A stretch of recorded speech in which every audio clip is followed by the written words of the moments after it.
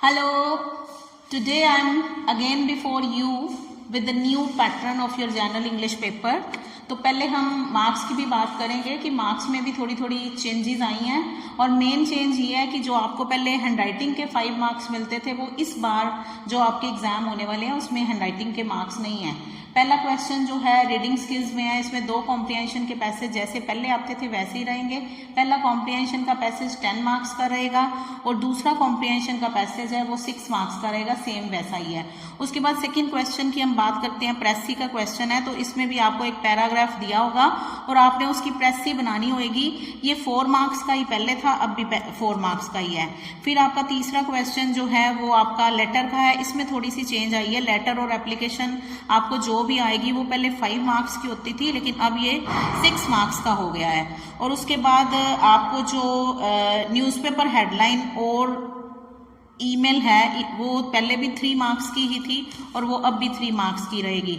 Fifth question जो है translation का है, तो ट्रांसलेशन का क्वेश्चन वैसे ही रहेगा, इंग्लिश टू हिंदी और पंजाबी या पंजाबी टू और हिंदी टू इंग्लिश, ये 2 मार्क्स की ट्रांसलेशन है। फिफ्थ क्वेश्चन रहेगा, ये भी वैसे का वैसा ही है। उसके बाद डू एज डायरेक्टेड में बात करते हैं ग्रामर की। ग्रामर में आपको 3 मार्क्स के वॉइस उसमें 2 मार्क्स के वॉइस होंगे, आपको 3 वॉइस दिए जाएंगे जिसमें आपको 2 अटेम्प्ट करने होंगे। उसके बाद डायरेक्ट इनडायरेक्ट नरेशन जो है वो भी आपको 2 दिए जाएंगे, उसमें से इंटरनल चॉइस होगी, आपको 1 मार्क का अटेम्प्ट करना होगा। डिटर्मिनर आपको 3 मार्क्स के आएंगे। उसके बाद आपको नॉन फाइनाइट्स जो होगा, नॉन फाइनाइट्स में आपको वो 2 मार्क्स के नॉन फाइनाइट्स आपको करने होंगे। ये ग्रामर। उसके बाद आपको ट्रांसफॉर्मेशन में आपको 3 दिए जाएंगे और आपको 2 करने होंगे। तो ये टोटल ग्रामर जो रहेगी वो आपकी 10 मार्क्स की रहेगी। उसके बाद अगर आप सेक्शन सी लिटरेचर की बात करते हैं तो ऑब्जेक्टिव टाइप क्वेश्चन जो हैं वो पहले भी 10 मार्क्स के ही थे, वो 1 मार्क का ईच क्वेश्चन होएगा, अब भी वैसे ही है। और ये जो ऑब्जेक्टिव टाइप क्वेश्चन होंगे इसमें 4 1 वर्ड टू 1 सेंटेंस आंसर होंगे, 2 फिलिंग द ब्लैंक्स होंगे और 4 क्वेश्चन होंगे एमसीक्यूज की फॉर्म में आएंगे। उसके बाद आपका जो 8th क्वेश्चन रहेगा, 8th क्वेश्चन है वो पोएट्री का क्वेश्चन होगा।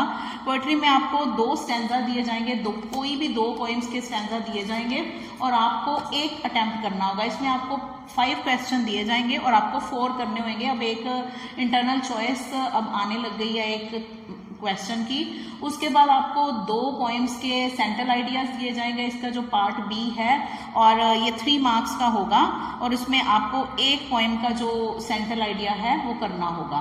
अगर हम 9th क्वेश्चन की बात करते हैं तो 9th क्वेश्चन के मार्क्स जो डिस्ट्रीब्यूशन है वो चेंज नहीं हुई है, पहले की तरह ही आपको 5 क्वेश्चन दिए जाएंगे। सेक्शन ए में से आपको 3 अटेम्प्ट करने होंगे, 2 मार्क्स का ईच क्वेश्चन होएगा। और अगर अपन 10th क्वेश्चन की बात करते हैं तो 10th क्वेश्चन जो है वो आपका एक्सटेंसिव स्टडी में होगा, सेक्शन सी में से होगा, उसमें आपको 4 क्वेश्चन दिए जाएंगे और 4 क्वेश्चन में से आपको 2 क्वेश्चन अटेम्प्ट करने हैं और दोनों क्वेश्चन जो हैं वो आपके 2 मार्क्स के होंगे। उसके बाद हम बात करते हैं 11th क्वेश्चन की। 11th और 12th जो क्वेश्चन है वो लॉन्ग आंसर टाइप क्वेश्चन है, इसमें थोड़ी चेंज हुई है। पहले जो लॉन्ग आंसर टाइप क्वेश्चन होते थे दोनों 11th और 12th के, यानी कि सेक्शन ए और सेक्शन सी में से वो 3 मार्क्स के आ रहे थे, लेकिन इस बार जो लॉन्ग आंसर टाइप क्वेश्चन है जिसमें आपका थीम भी हो सकता है, कोई इंसिडेंट, कोई कंटेंट, कैरेक्टर जो भी है वो, अब ये क्वेश्चन 11th और 12th हैं, ये 5 मार्क्स ईच होंगे।